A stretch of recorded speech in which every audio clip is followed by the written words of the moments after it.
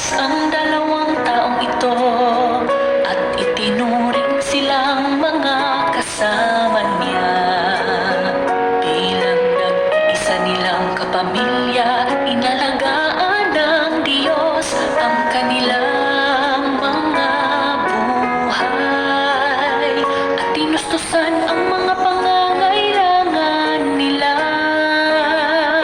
sa pagkain, damit at tirahan. Dito nagpapakita ang Diyos bilang magulang nila Adan at Eva. Sa usaping ito, hindi nakikita ng tao kung gaano katayong ang Diyos. Hindi na nakikita ang kataas-taasang pag-iibabaw ng Diyos. Kanyang pagiging mahiwaga at lalo nang hindi ang kanyang puot o pagiging maharlika.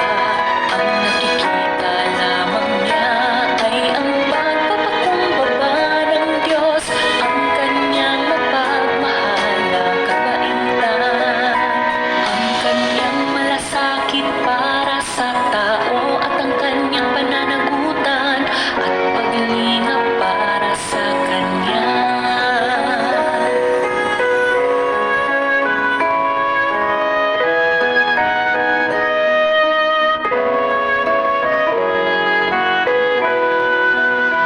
Ang saloobin at paraan ng pagkikitungo ng Diyos kina Adan at Eva ay katulad ng pagpapakita ng malasakit ng mga magulang para sa kanilang mga anak.